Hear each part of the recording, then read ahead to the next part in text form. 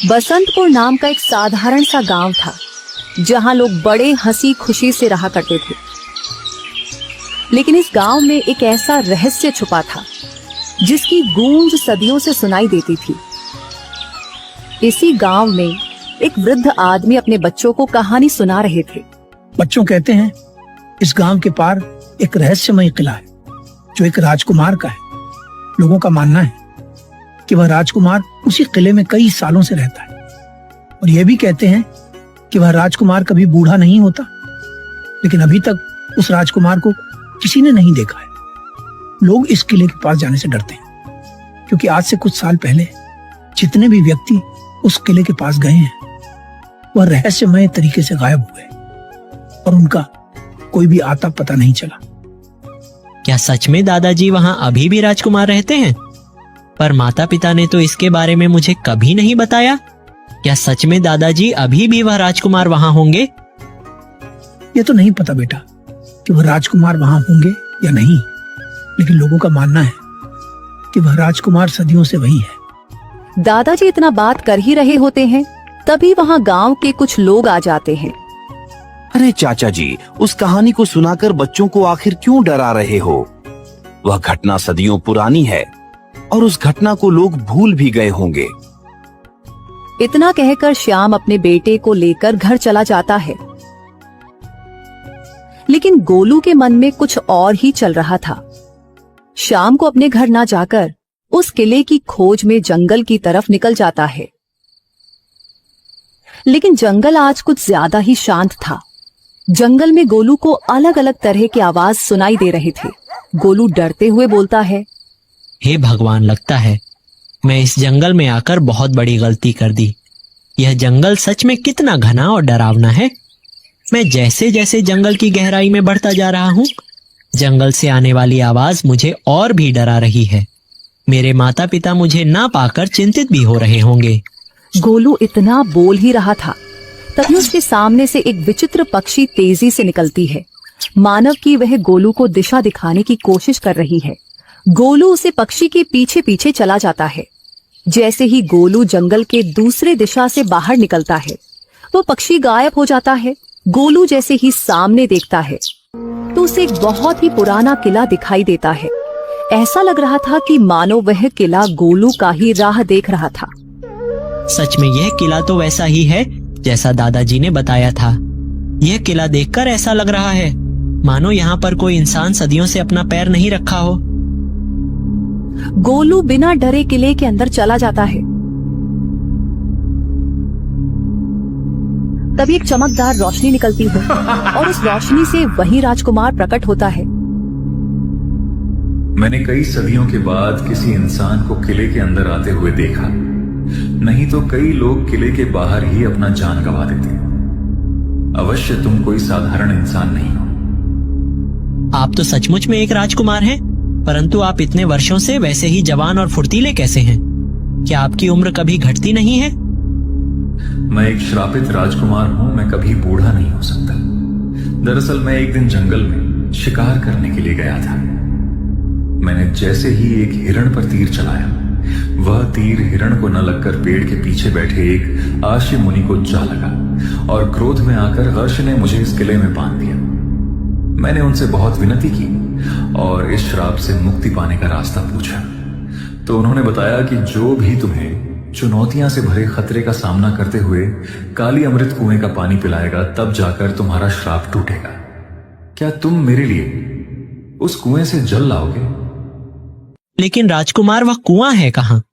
और मैं उस कुएं के पास कैसे पहुंच सकता हूँ? कोई रास्ता तो होगा। गोलू, तुम्हें यहां से पश्चिम की ओर निकलना होगा। तुम्हें जहां घने जंगल में चमकते हुए 3 अजीब प्रकार के पेड़ दिखेंगे। तुम्हें उन पेड़ों का रहस्य सुलझाना है। अगर तुम उन पेड़ों का रहस्य सुलझा सकोगे तो ही तुम कुएं से पानी ला सकते हो। आखिर राजकुमार, उन पेड़ों का रहस्य क्या है और मैं उन्हें कैसे सुलझा सकता हूँ? इसके बारे में तो मुझे नहीं पता। तुम्हें वहां जाकर ही पता चलेगा। मैं तुम्हारी इसमें कोई मदद नहीं कर सकता। ठीक है राजकुमार, आप चिंता न कीजिए। मैं आपके लिए वह जल अवश्य लाऊंगा। इतना कहकर गोलू उसे 3 पेड़ की तलाश में पश्चिम की ओर निकल जाता है।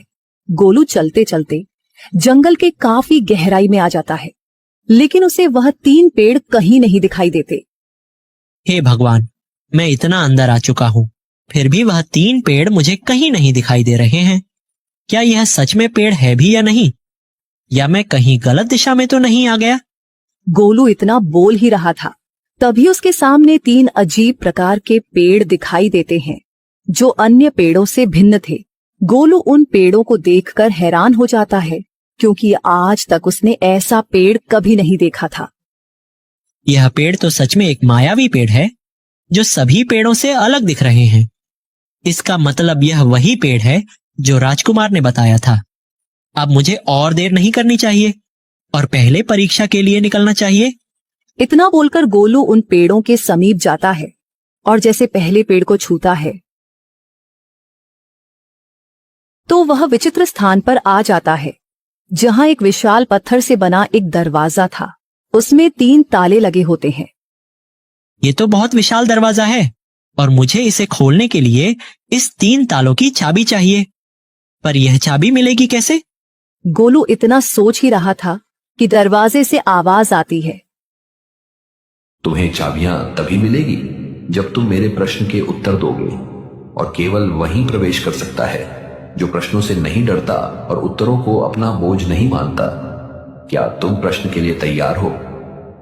हाँ, मैं तैयार हूँ। आप अपना प्रश्न पूछिए। मुझे किसी भी प्रश्न से नहीं डर लगता। ठीक है, सुनो, मैं चलता हूं पर कभी लौटता नहीं। मैं बांधूं तो जीवन, खो दूं तो मृत्यु। बताओ क्या है?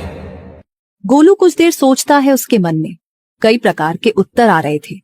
तभी उसे याद आया, माँ कहती थी कि समय बड़ा मूल्यवान होता है और वह कभी लौटकर नहीं आता। मतलब इस प्रश्न का उत्तर समय है। गोलू मुस्कुराते हुए दरवाजे से कहता है, तुम्हारे इस प्रश्न का उत्तर समय है। बहुत बढ़िया, तुम्हारा जवाब एकदम सही है। इतना कहते ही पहला ताला खुल जाता है और वह मायावी दरवाजा गोलू से दूसरा प्रश्न पूछता है। क्या तुम दूसरे प्रश्न के उत्तर देने के लिए तैयार हो? हाँ, बिल्कुल मैं तैयार हूँ। आप अपना दूसरा प्रश्न पूछिए।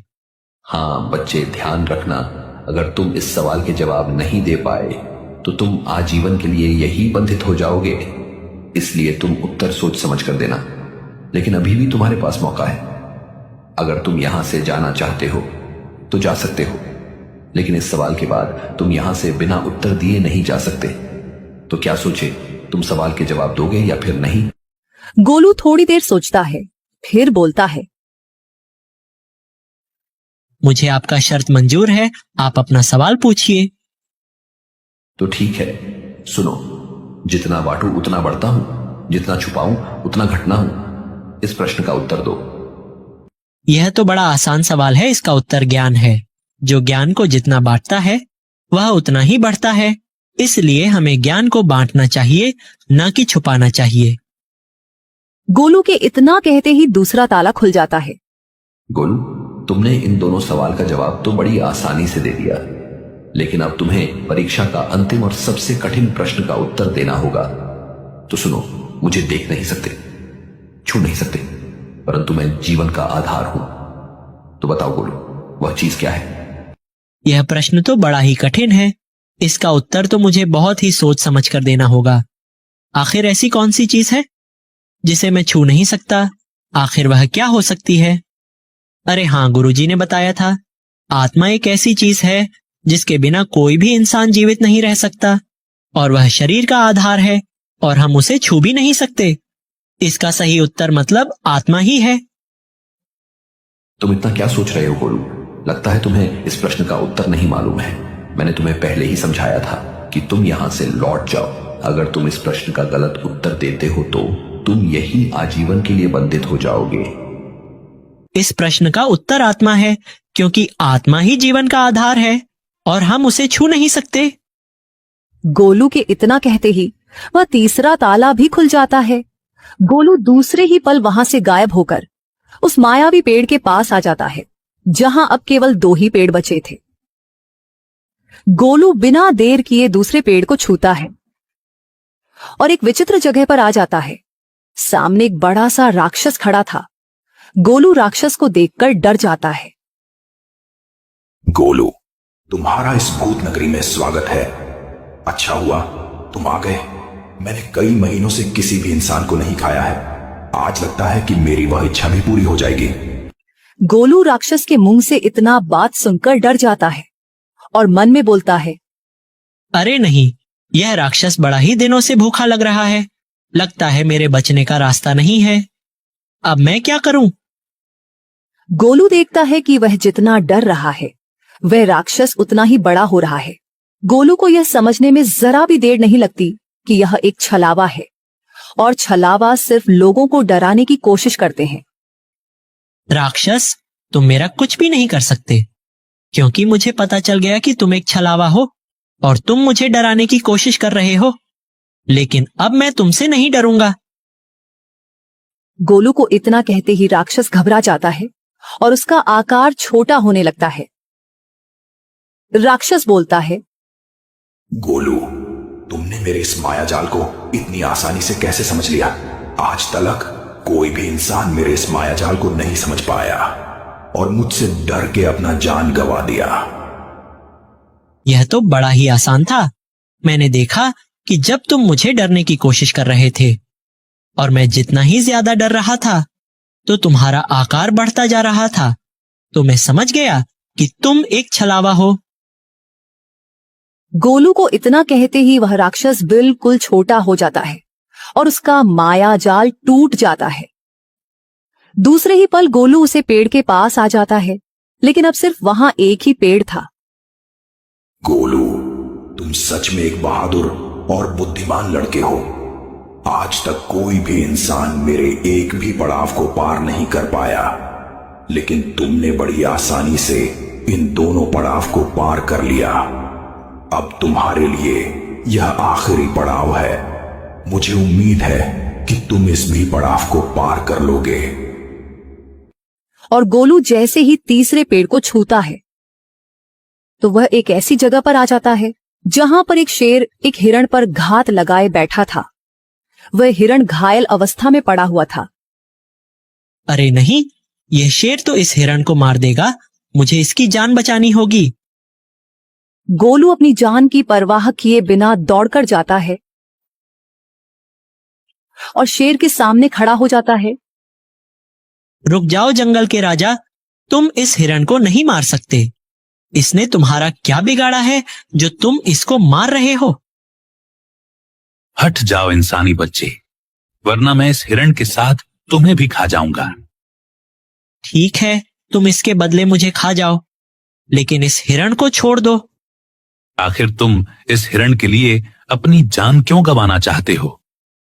मेरे पिताजी कहते थे, अगर किसी की जान बचाने के लिए तुम्हें अपना भी जान गंवाना पड़ जाए तो भी तुम पीछे मत हटना। ठीक है, अगर तुम अपना जान ही देना चाहते हो तो मेरा एक काम करो। हाँ बताओ जंगल के राजा, मैं तुम्हारा वह काम अवश्य करूंगा। तुम्हें यहां से कुछ दूर जाना है। वहां एक गुफा दिखाई देगा। उस गुफा में एक राक्षसी रहती है। उसने मेरे बच्चे और पत्नी को कैद कर रखा है। तुम्हें उस राक्षसी से मेरी पत्नी और बच्चे को छुड़ाना होगा। अगर तुम ऐसा कर पाए तो मैं तुम्हें और इस हिरण को भी छोड़ दूंगा। गोलू उसकी शर्त मान लेता है और उस गुफा की ओर चल देता है। थोड़ी देर में वह उस गुफा के पास पहुंच जाता है। जैसे ही अंदर जाता है तो वह देखता है कि सच में वह राक्षसी शेरनी और उसके बच्चे को एक पिंजरे में कैद कर रखी थी। तुम आ गए गोलू, मैं तुम्हारा ही इंतजार कर रही थी। तुम्हें उस शेर ने भेजा है ना, अपने पत्नी और बच्चे को छुड़ाने के लिए। लेकिन तुम यहां आ तो गए हो, पर बचकर नहीं जा पाओगे। देखो राक्षसी, मेरा तुमसे कोई आपसी शत्रुता नहीं है। तुम शेर के पत्नी और बच्चे को छोड़ दो। उसके बदले तुम जो कहोगी मैं वह करूंगा। ठीक है, मैं इन्हें छोड़ दूंगी, पर मेरे 3 सवालों का जवाब देना होगा। अगर तुम उस सवाल के जवाब देने में कामयाब हो गए तो मैं इन्हें छोड़ सकती हूँ। ठीक है, आप अपना सवाल पूछिए, मैं उत्तर देने के लिए तैयार हूं। ऐसी कौन सी चीज है जो जितनी निकालो उतनी ही बढ़ती जाती है? गोलू सोच में पड़ जाता है और काफी देर तक इस सवाल का जवाब ढूंढता है। तभी उसे कुछ याद आता है और मन में बोलता है, अरे हाँ, पिताजी ने जब मुझे खेत में गड्ढा खोदने के लिए बोला था, तो मैं जब उस गड्ढे से जितनी मिट्टी निकालता तो वह गड्ढा उतना ही बढ़ता जाता। तुम्हारे इस सवाल का जवाब गड्ढा है, क्योंकि गड्ढे से जितनी मिट्टी निकालोगे वह उतना ही बढ़ता जाता है। हाँ, तुम्हारा उत्तर बिल्कुल ठीक है। अब तुम मेरी दूसरे सवाल का उत्तर दो। 4 पैर हैं पर चल नहीं सकता, 2 पैर हैं पर दौड़ नहीं सकता, 1 पैर है पर उछल नहीं सकता। तो बताओ इस सवाल का जवाब क्या होगा? आपके इस सवाल में 3 उत्तर हैं। 4 पैर है पर चल नहीं सकता, इसका जवाब कुर्सी या मेज है, क्योंकि उनके पैर तो होते हैं लेकिन वह खुद से चल नहीं सकते। अब दूसरा, 2 पैर है पर दौड़ नहीं सकता, इसका उत्तर है पैजामा। अब तीसरा, 1 पैर है पर उछल नहीं सकता, इसका सही जवाब लाठी है। तुमने बिल्कुल सही जवाब दिया। अब तुम मेरी तीसरे सवाल का जवाब दो। बिना पंख के उड़ता हूं, बिना मुख के बोलता हूं, बिना पैर के दौड़ता हूं, तो बताओ वह कौन सा चीज है? गोलू अपनी आंखें बंद कर सोचने लगता है। तभी उसे हवा की एक धीमी आहट महसूस होती है और वह समझ जाता है कि इसका उत्तर हवा ही है। तुम्हारे सवाल का जवाब हवा है, जो बिना पंख के उड़ता है और बिना मुख के बोलता है और बिना पैर के दौड़ता भी है। गोलू के इतना कहते ही वह राक्षसी शेर में बदल जाती है। गोलू, तुमने यह पड़ाव पार कर लिया। यह सब मेरा माया जाल था। तुम्हारी परीक्षा लेने के लिए मैंने यह सब किया। अब तुम उस काली अमृत कुएं का पानी ले जा सकते हो। शेर के इतना कहते ही गोलू उस जगह से अदृश्य होकर उन पेड़ों के पास आ जाता है। लेकिन अब वहां एक भी पेड़ नहीं होता, बल्कि वहां एक कला अमृत कुआं आ जाता है। गोलू समझ जाता है कि यह वही कुआं है जो राजकुमार को कैद से मुक्त कर सकता है। यह वही कुआं है जिसके बारे में मुझे राजकुमार ने बताया था। अब मुझे देर नहीं करनी चाहिए। मुझे इस कुएं का पानी लेकर जल्द से जल्द राजकुमार के किले में जाना होगा। इतना कहकर गोलू कुएं के पास जाता है और एक पत्र में जल को भरता है, जिसे लेकर वह उस किले की तरफ निकल जाता है।